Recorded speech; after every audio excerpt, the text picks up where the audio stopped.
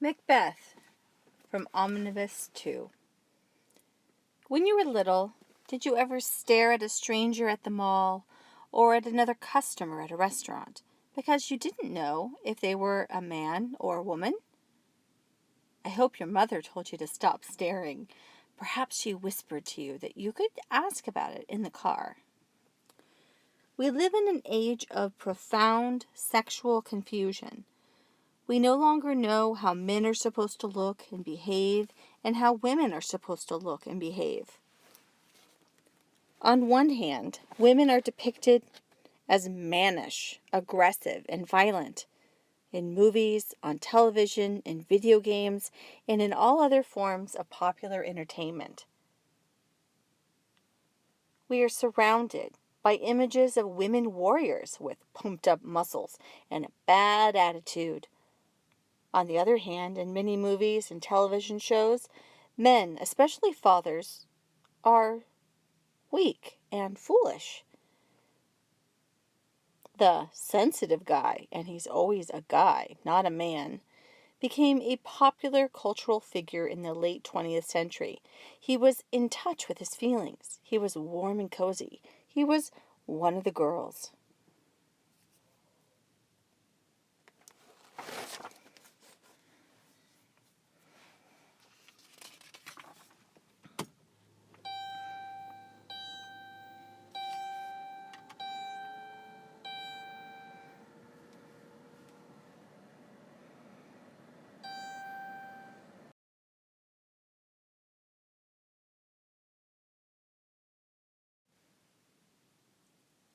On the other hand, there are always three hands. Many films and video games depict men as brutes, violent, murderous, sexual predators. Real men get their way, and if they don't, they break your knees. In reaction to the laughable, sensitive guys of the late 20th century, the early 21st century, so the 2000s, has seen a resurgence of militant maleness. There is now a men's channel featuring sports and outdoor activities, and television is full of programs showing men behaving like overgrown teenagers. All this is not even to mention the attacks against traditional sexual roles coming often loudly from the homosexual community. We have lost any idea that women can be strong without using brass knuckles or knowing kickboxing moves. We lost any idea that men can be compassionate without becoming women. What's responsible for this confusion? Much of the confusion is attributable to a movement known as feminism. Feminism has its origins in 19th century movements to give women the privilege of voting. But the movement really took off during the 20th century. Feminism has been one of the most successful political and intellectual movements of the last century. It is a very diverse movement, but there are several common features. It was a political movement, attempting to change the laws, structures of society, politics, and business to open opportunities for women in areas of life traditionally reserved for men. Feminism is also an intellectual movement that frequently challenges traditional understandings of masculinity and femininity. One of the ironies of the feminist movement is that the results of it have often been anti-woman. Feminists have often attempted to win greater freedom and opportunity for women by attacking feminine roles and callings, like motherhood and homemaking. Feminists who claim to be speaking on behalf of women's uniqueness end up telling women to become more like men. That, to put it mildly, is not a way to advance femininity. The widespread impact of the feminist movement, especially in its more radical forms, is a sign of a widespread cultural blindness. It has become controversial to point out that men and women have different desires, different ways of approaching and experiencing life, different roles in family and society. Women carry infants within their bodies and have breasts to feed newborns. Men don't. How could God have made it more obvious that women are designed for the care of young children? Despite repeated failures, our culture is always ready to try, with one last valiant effort, to milk the bull. From a Christian perspective, feminism must be seen as a reaction to the sins and abdication of men. If men were genuinely devoted to Christ-like masculinity, if they truly gave themselves for their wives and daughters as Jesus did for his bride, the church, if men honored women as their glory and crown, the feminist movement would have had very little impact. Feminism is a movement about women, but it is just as importantly, a movement that poses questions to men. What does it mean to be a man? Christian men are not supposed to be brutal, but Christian men are not supposed to be stuffed teddy bears either. Where is the balance? Macbeth proves a good platform for discussing these questions. Macbeth is a great warrior, yet his wife considers him too full of breast milk to carry out his plans. For her, to be a man is to be a murderer. Every man is a bloody man. During the play, Macbeth conforms to his wife's conception of manhood, but that only leads to tyranny and personal disaster. By depicting the consequences of Macbeth's pursuit of a particular version of manhood, the play addresses crucial issues for our time. And as we work on sorting this out, it is all right to stare. General information, author, and context. Though his plays were frequently based in fact, Shakespeare took liberties with chronology and historical detail in order to highlight moral and dramatic issues. This is true of Macbeth. Though the story is based on the life of the Macbeth who ruled Scotland during the 11th century, Shakespeare's Macbeth differs from the historical Macbeth in several ways. Shakespeare departed from his principal source, Raphael Holinshed's Chronicle of Scottish History, in several respects. In Shakespeare's play, King Duncan is not the incompetent king depicted by Holinshed, but he is a model Christian king. He is said to be gracious and without fault. Moreover, in the play, Banquo is not part of the conspiracy against Duncan, as he is in Holinshed. Shakespeare's Macbeth acts without aid from the other thanes of Scotland, but with the knowledge and encouragement only of his wife.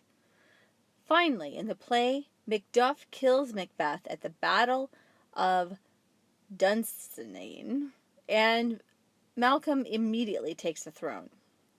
In fact, neither of these events follows so closely after the Battle of Dunsinane. The first two changes are especially important to Shakespeare's purposes. Far from seeking the good of his nation, Macbeth himself admits that, "I have no spur to prick the sides of my intent, but only vaulting ambition, which overleaps itself and falls on the other." The play directs its primary attention to the consequences of Macbeth's vaulting ambition and the deeds it inspires. There are, of course, times and places where the existing order of things has become so unjust and evil that it must be resisted to the point of overthrowing it. But Scotland under Duncan is not a totalitarian state, and Macbeth is not resisting injustice. Macbeth opened as a play during the reign of James I, a Scottish king supposedly descended from Duncan. James was probably in the audience when the play was first produced. Marjorie Garber points out that King James would have been particularly intrigued by the witches, since he was, quote, a scholar of witches and witchcraft, the author of a book called Demonology, 1597. Quote, Macbeth also makes some veiled references to the Gunpowder Plot of 1605, an effort by radical Catholics to blow up Parliament with the king, queen, and prince present. When the Catholics were later put on trial, they gave equivocal or ambiguous answers to questions, bringing the issue of equivocation to public attention. Shakespeare's use of the word in Act 5, Scene 5 would evoke memories of the recently foiled plot. Significance. According to Marjorie Garber, Macbeth has an uncanny history on stage. Quote, it has always been considered by actors to be an unlucky play. Many will refuse to wear costumes that have appeared in productions of it. Most, once they are acclimated to the mores of the theater world, will not mention the play's title or the names of any of its characters on stage or in the wings or dressing rooms. Accidents have befallen many casts and productions around the world since the play was first performed. Real murders committed on stage, fires, falling scenery. One actress playing Lady Macbeth decided that the sleepwalking scene would be more realistic if she closed her eyes. She walked straight off the edge and fell into the orchestra pit.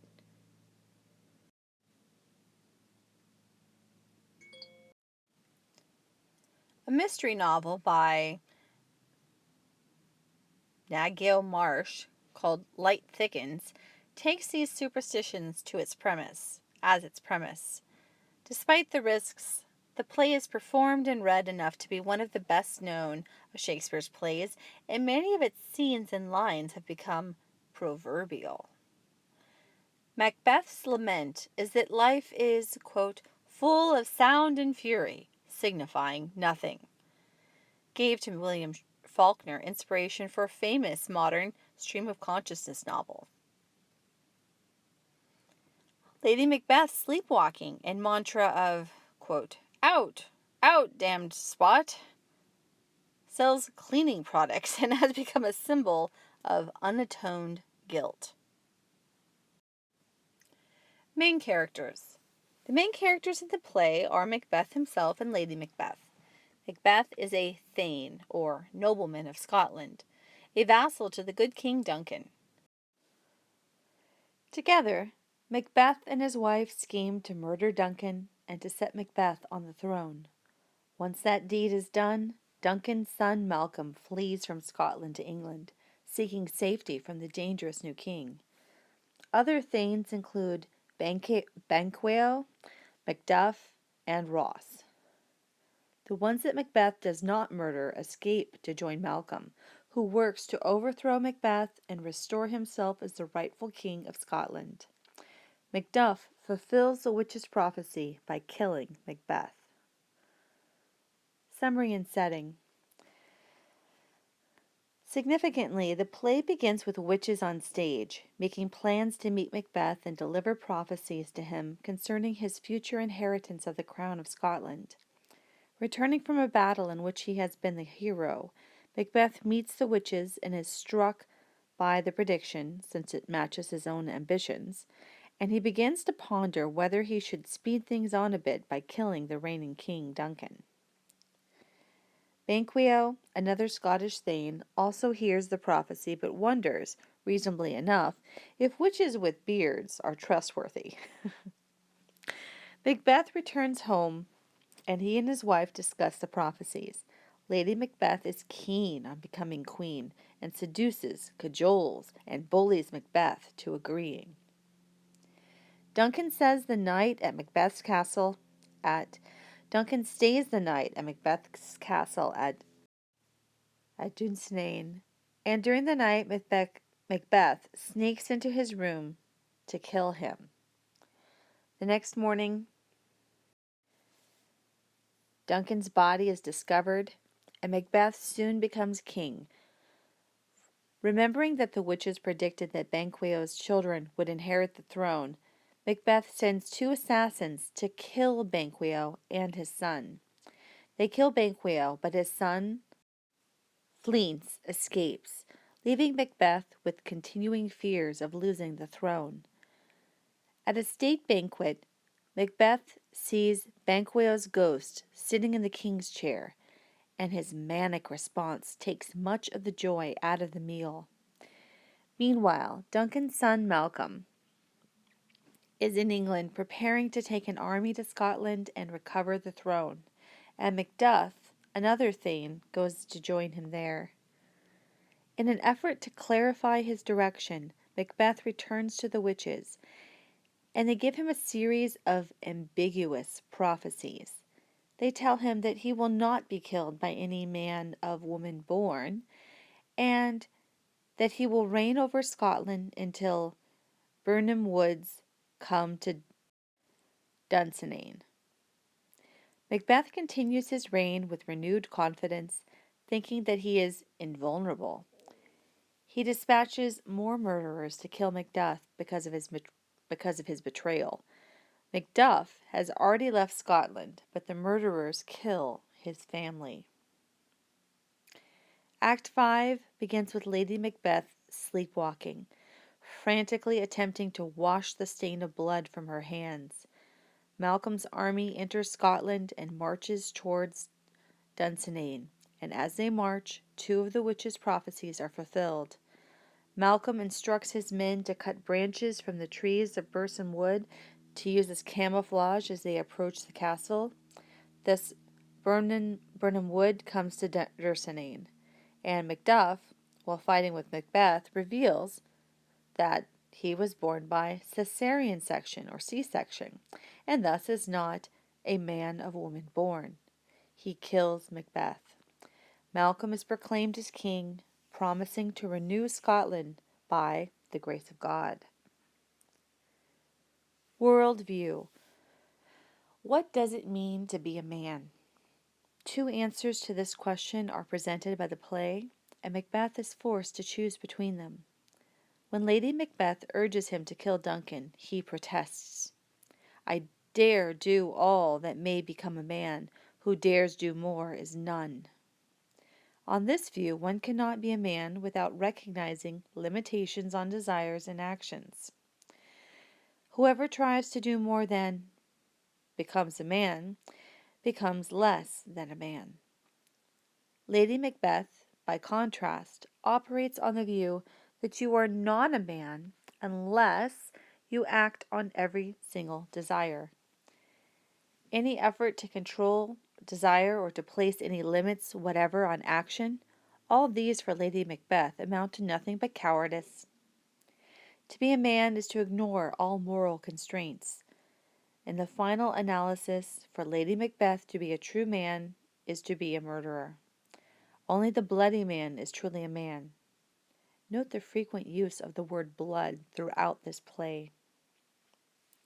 After hesitations and doubts, Macbeth acts on the latter view, and his choice is personally devastating. On this level, the play is about the collapse of a man's soul, about a man sliding, due to his own unrepentant sins, into hell.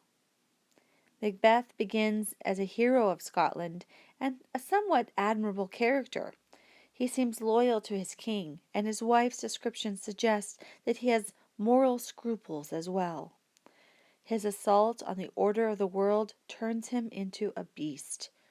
By the end of the play, Macbeth is being seen, and even sees himself as a subhuman creature, a baited bear, a hellhound, a devil.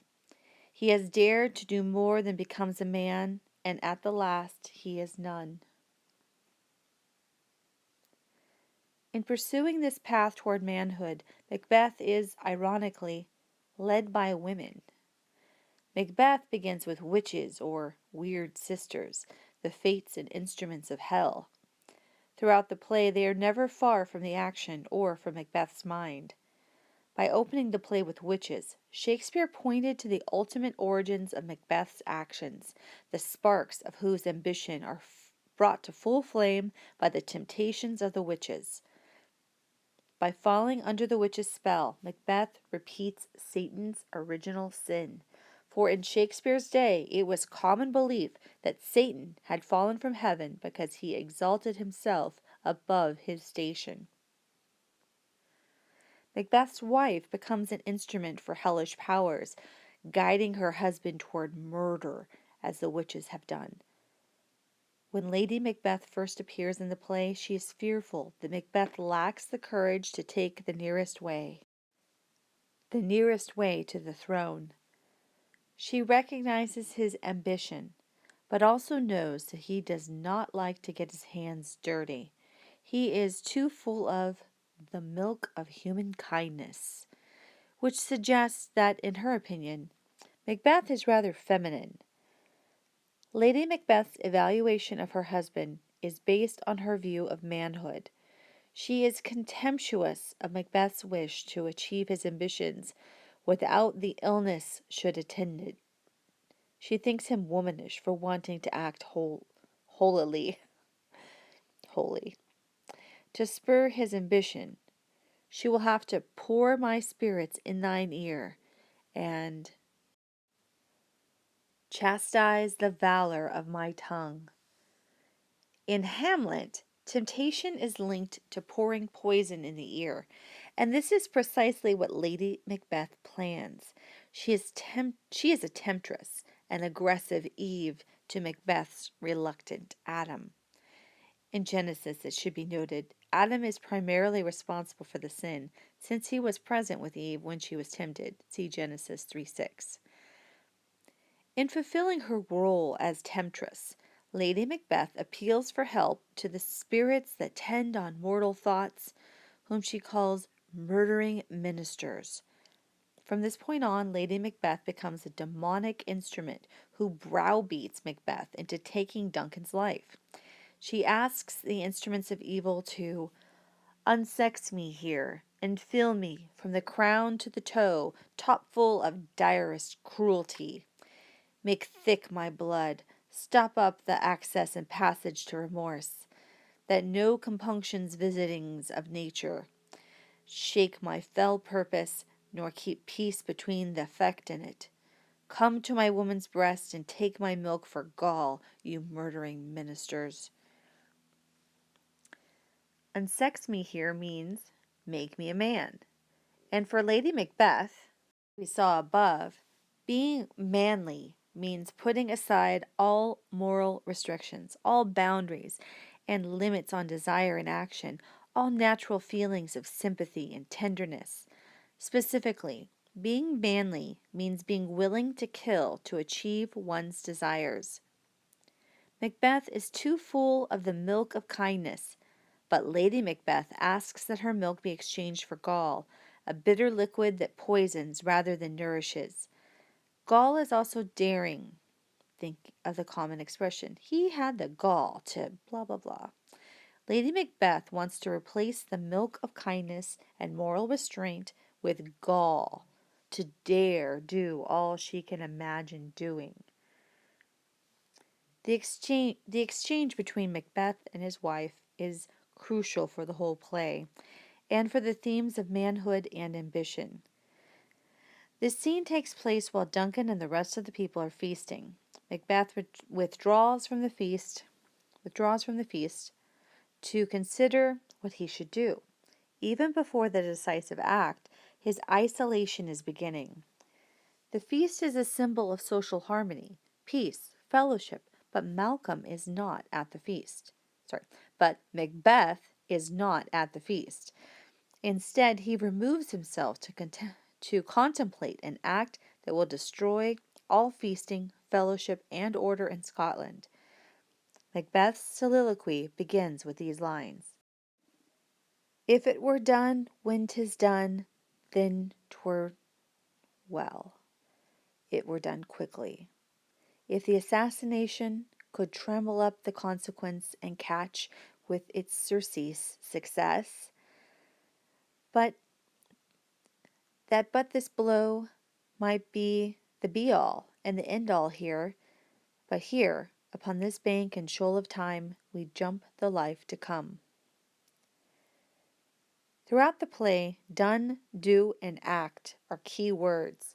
Macbeth is about the risks that attend all human action. By tracing the consequences of Macbeth's act, the play shows insistently that human doing always has results. Macbeth, however, wishes for a world where this is not true. In the opening lines of his speech, Macbeth is using done in two senses. In the first sense, if it were done, the word means finished or completed. The second use, when 'tis done, refers to doing the act of murder. Thus, we could paraphrase Macbeth this way: if all my ambitions could be completely satisfied by this one act of murder, then I should act quickly to kill Duncan. He wants, as he says, his one act to be the be-all and end-all, and to jump the life to come. In short, he wants his killing of Duncan to stop the historical process of cause and effect, of sin and judgment, and bring an end to time. This throws some light on Lady Macbeth's instructions about how to beguile the time. Both Macbeth and his wife want to fool time, to act murderously, without suffering the temporal effects of the action. They hope that darkness will not only hide them from light's exposure, but from time itself. Macbeth's ambitious use of language also highlights that he is under the control of the witches, who always speak with double meanings. As Macbeth's soliloquy moves on, however, it is clear that he knows he cannot beguile time or escape the temporal results of what he does. He knows that there is a justice operating in the world, and that this justice commends the ingredients of our poisoned chalice to our own lips.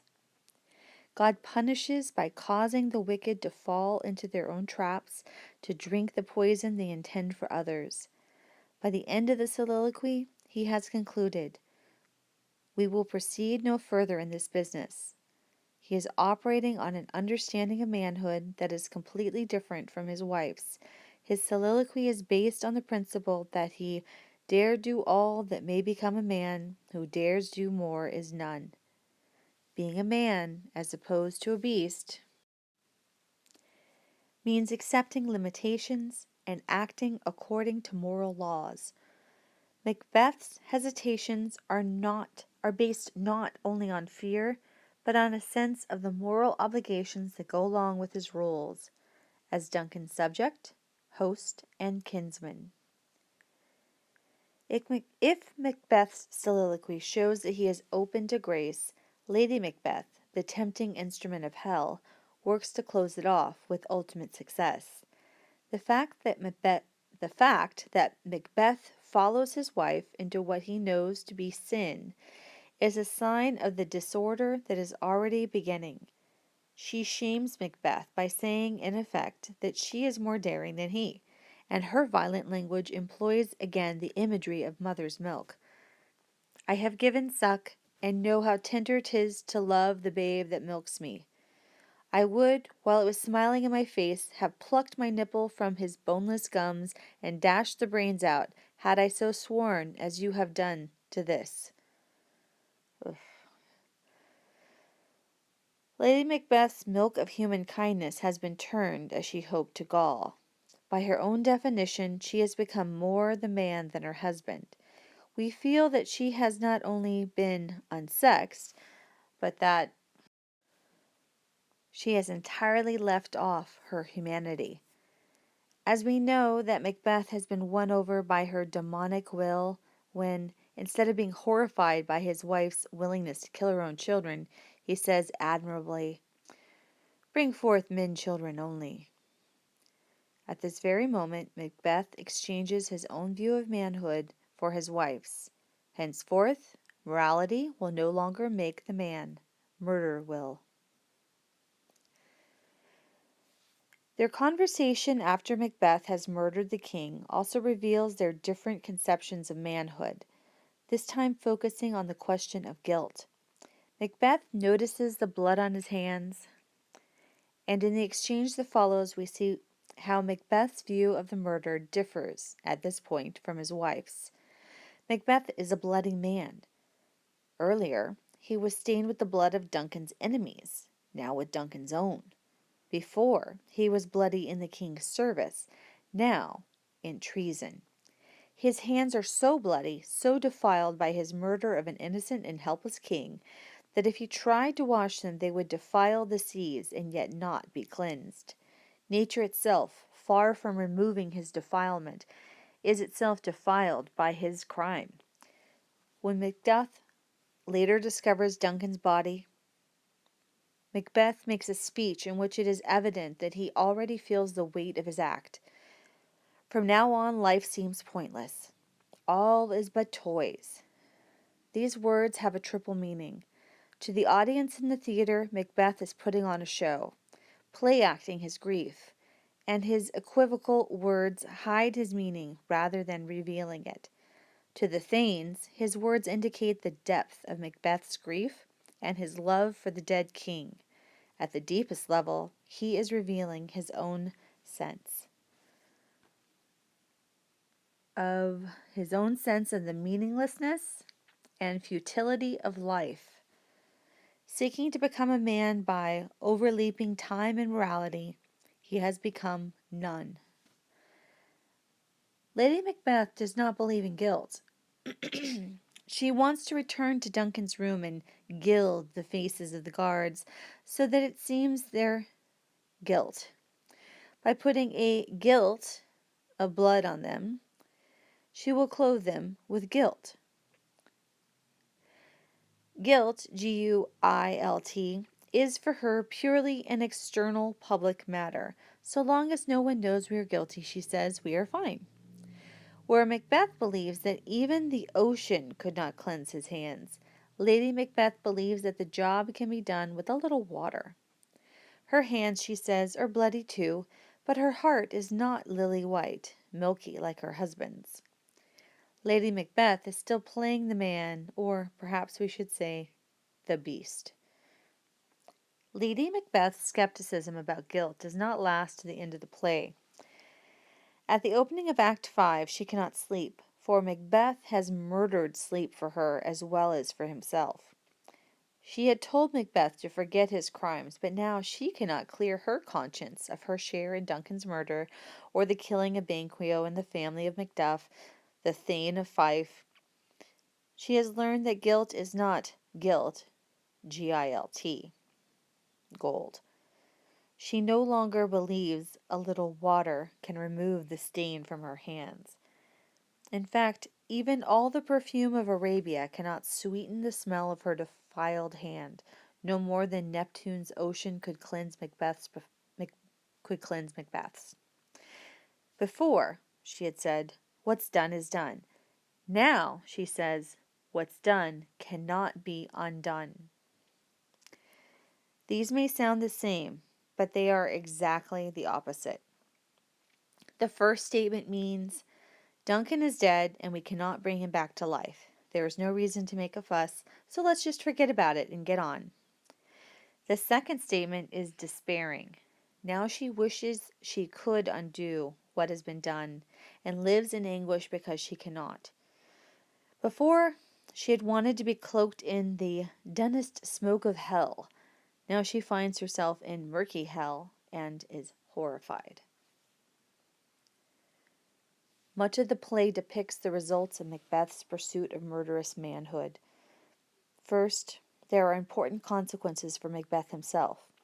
One of the chief consequences is that Macbeth has to keep murdering. Once you have acted on the principle that power is the only good, one murder will not be enough. There will always be people who threaten your power because they have too much power or because they know how you got power, and you will have to find ways to get rid of them. You will begin to see daggers in every smile. An ambitious murder is like a pebble dropped into a pool, which produces ripples of violence that, unchecked, spread to the furthest edges. Macbeth wants to drop the pebble without making ripples. In one sense, obviously, his wish does not and cannot come to pass. Murder has effects, some of them immediate. In another, more subtle sense, Macbeth gets precisely what he wished for.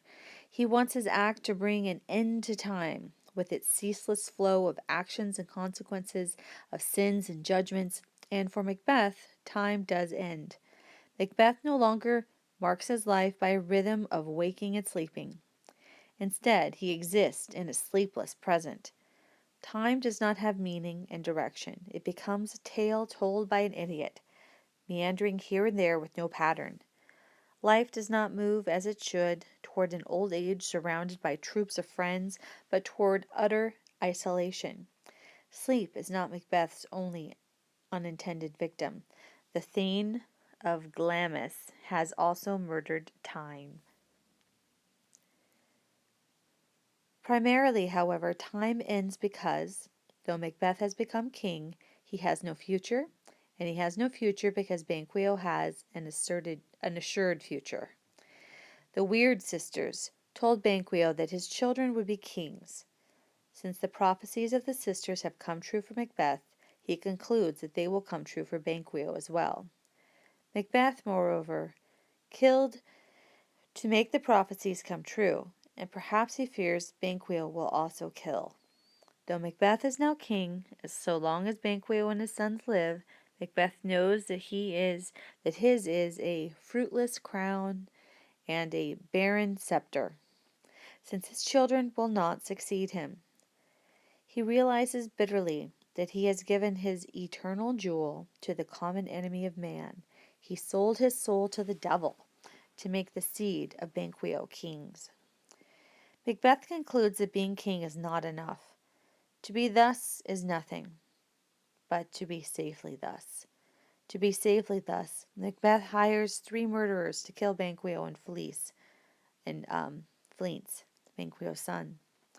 He wants to make sure that no seed of Banquo lives to see the last prophecy fulfilled. Once a murderer has killed and killed again, he has a conscience to deal with. Macbeth works hard to overcome his conscience. Despite his efforts, Macbeth is haunted by his crimes, a fact brought out clearly in the banquet scene. As he repeatedly promised, Banquo attends the feast, not letting a little thing like death keep him away. Banquo's ghost not only appears, but usurps Macbeth's place at the table, a sign of Macbeth's future. Though he murdered Duncan and had Banquo killed, Macbeth is still not safely thus. He will lose his seat of honor to the descendants of the dead Banquo. People are very hard to kill in Shakespeare's plays. Well might Macbeth long for the good old days. When the brains were out, the man would die, and there an end, but now they rise again, with 20 mortal murders on their grounds, and push us from our stools. Caesar, Hamlet's father, Banquo, all return from the dead to haunt the living. The point is not that Shakespeare was superstitious. The point is that crimes will not go away. Sinners cannot avoid judgment for our actions. The blood of innocent Abel will cry out from the ground against Cain. Nothing is ever entirely done when 'tis done. Macbeth commits several murders and suffers the consequences of debilitating guilt. Further, he becomes isolated from his subjects and even his wife. Shakespeare shares the opinion, reflected in different ways, in both ancient paganism and in Christianity, that one can lead a good life only in a community, only as he shares that life with others. Christianity teaches that God is one and three, both a person and a society of persons. Man, made in God's image, reflects that image fully only when he lives in close communion with his fellows, for it is not good for man to be alone. Because of sin, men and women are not only separated from God, but from each other. One of the first effects of sin was a rupture in Adam's relationship with Eve, as he changed from her protector to her accuser. Genesis 3:12. Persistence in sin breaks the bonds that hold people together as families, neighborhoods, churches, nations. Macbeth powerfully depicts this process. As Macbeth pursues his ambitions, he becomes increasingly isolated. This is why Shakespeare did not include Banquo in Macbeth's original conspiracy. In order to murder Duncan, Macbeth removes himself from the company of the other thanes of Scotland, lest they discover his plans. Though Lady Macbeth encourages his plot to murder Duncan, even his bond with her is eventually broken as she follows her own pathetic pathway to hell and insanity, finally committing suicide. Yikes. The people of Scotland turn against their king. Though their curses are not loud, they are deep. In a despairing mood, Macbeth reflects that old age should be accompanied by honor, love, obedience, troops of friends. But as he grows older, he is more and more alone. Deprived of fellowship, and with his own reason dethroned, Macbeth's life becomes meaningless. Informed of Lady Macbeth's death, he muses on the uselessness and vanity of it all. Unrepented evil can only lead to despair and nothingness. No friends, no companions, no love, no sleep. Macbeth's sins lead the whole nation into destruction. Man cannot live outside of society, and he cannot live happily and well in a disordered political community. The political consequences of Macbeth's ambition are equally profound. Overthrowing the established order turns the world to chaos. Boundless intemperance, Macbeth observes, is a tyranny. Driven by the logic of his ambition and his view of manhood, Macbeth becomes willing to do whatever it takes to maintain his power. Sinful human beings are capable of using power for good ends. Even the aspiration to have and use power is not evil. Paul says it is a good thing for a man to aspire to the office of overseer in the church. 1 Timothy 3:1. And no doubt the same thing could be said of those who aspire to political office. Romans 13:1-7. But power is not an end in itself. When power is the only good, anything that secures power is by definition good. This is Macbeth's situation after he kills Duncan. As one crime leads to another, Macbeth comes to see the blood of his victim as a river, into which he has stepped so far that he thinks he cannot turn back. Ruled by Macbeth, Scotland plunges into a dark age. The social and political chaos of Scotland is highlighted especially by the use of equivocal language, words with deceptively double meanings. We have all been reminded to say what you mean and mean what you say. No one follows this advice in Macbeth, where communication is cloaked under ambiguous and misleading words. Equivocation. Macbeth trusts the witches, but their words prove unreliable. Macbeth, having entrusted himself to the juggling fiends, becomes like them, using words to hide his real intentions and feelings. One of Satan's main lines of attack is the corruption of language. Genesis 3:1-6. For he knows as well as anyone that in the beginning was the Word. John 1:1. Again, this is part of the breakdown of Scottish society that results from Macbeth's ambition, as well as a cause of further unraveling of social ties. There is no possibility for orderly communal life if we cannot trust that people mean what they say. If no wife can trust her husband's "I do," if no buyer can trust the merchant's sales pitch, if rulers cannot trust their advisors to speak honestly, society collapses. The witch scene at the opening of the play not only highlights the demonic influence behind Macbeth's sins, it also shows the demonic origin behind the confusion of language. The witches use words demonically, changing and shifting meanings, saying one thing but meaning another, reversing, twisting, and tangling the meanings of words. The devil is a liar, Jesus said. More than that, the devil lies by saying things that sound true. Satan twists words to make them sound good. but what he says is a lie. The meaning of the witch's haunting chant, "Fair is foul and foul is fair," is difficult to explain, but at least it signals the overturning of all values. Witches are agents of chaos, intent on creating a world in which good will be called evil and evil good. They find in Macbeth an all too willing accomplice. Macbeth has been duly warned. When the witch's first prediction comes true, Macbeth halts between two courses of action. On the one hand, he reasons, I became Cawdor without doing anything, so maybe I can just wait and become king in the same way. But his soliloquy shows that he is already contemplating a more active course. Banquo's reaction to the announcement that Macbeth is the Thane of Cawdor is fundamental. What, can the devil speak true? Banquo does not think in political terms as Macbeth does. He gets to the heart of the question, can the devil, the witches, be trusted?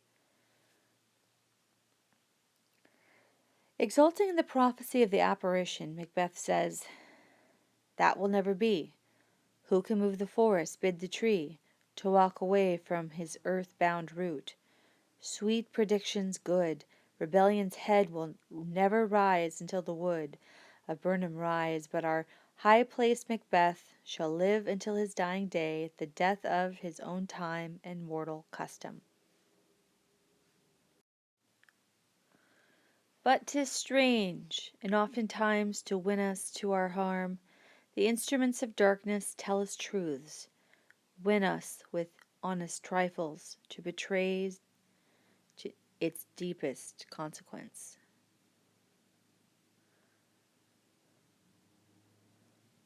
Win to us with honest trifles to betrays in deepest consequence. Satan does not come initially with an outright lie. That would be too obvious. Instead, he tells us trivial truths so that when we see his words confirmed, we begin to place our confidence in him. Once we are hooked, he betrays us in matters that are far from trivial. Banquo's words precisely predict Macbeth's future, but Macbeth ignores the warning.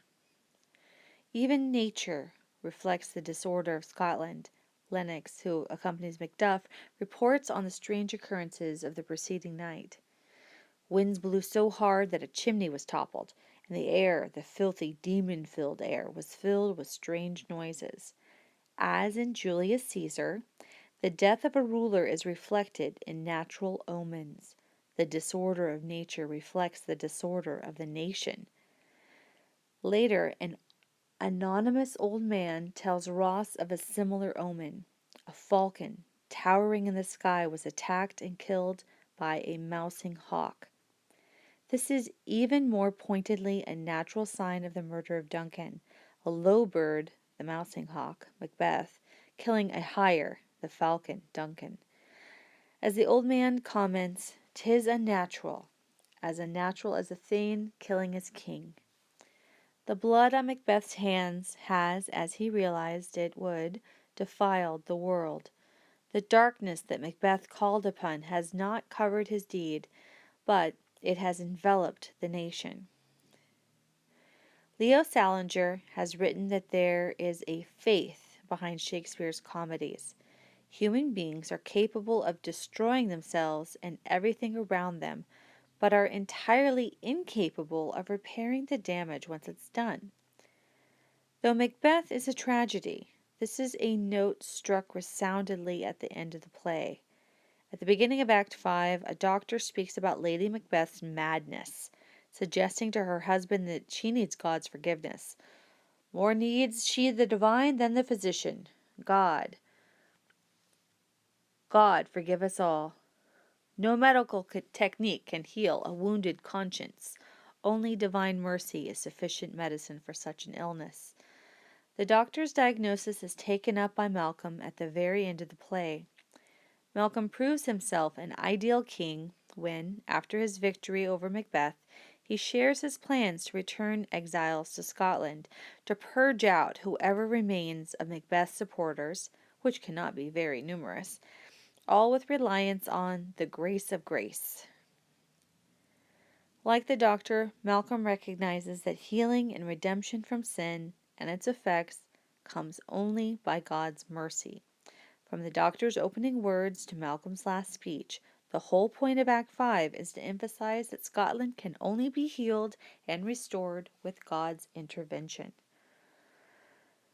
Allied with Malcolm, who is in turn allied with Edward, full of grace, Macduff is triumphant.